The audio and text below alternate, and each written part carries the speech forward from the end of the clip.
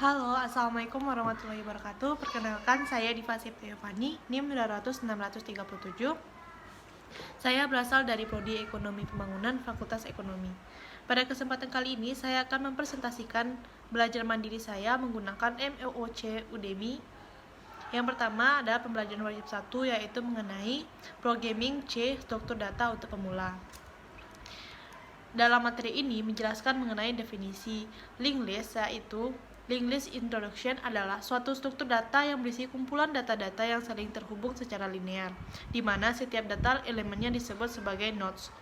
Setiap data dalam nodes ini berisi tentang datanya sendiri, dan pointer berisi address dari nodes yang terhubung, sehingga terbentuklah sebuah rantai.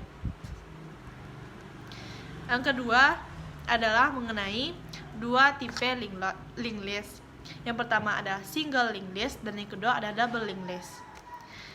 Yang ketiga, pada pembelajaran tersebut menjelaskan mengenai implementasi of double linked list. Insertion in C, yaitu mengenai yang pertama insertion, yaitu dapat dilakukan dengan berbagai posisi. Yang kedua direction, yaitu memiliki hal yang sama dengan insertion yang dapat dilakukan juga dengan berbagai posisi. Dan yang keempat adalah menjelaskan mengenai pengaplikasian double linked list tersebut.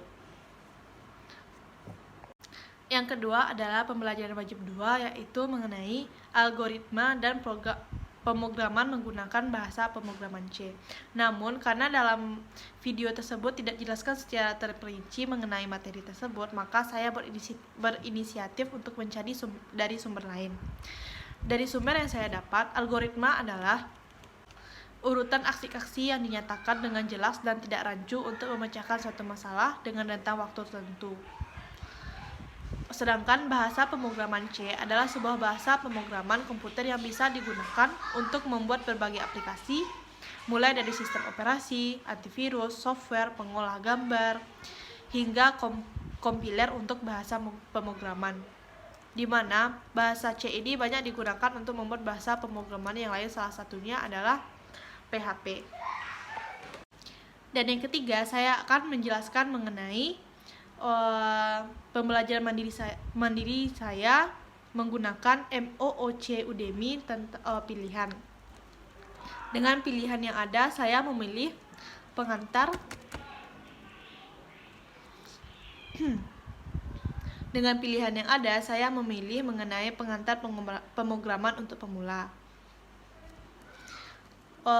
Namun pada penjelasan dalam materi tersebut menggunakan bahasa yang sulit untuk saya mengerti, jadi saya hanya dapat menangkap beberapa poin-poin penting. Yang pertama adalah pengenalan oleh para pemberi materi dan juga mengenai pemrograman. Yang kedua adalah kode-kode dasar yang dapat diakses dalam bahasa programming C++, dan yang ketiga adalah penggunaan perkalian, pembagian, penjumlahan, dan pengurangan dalam bahasa pemrograman C++ tersebut.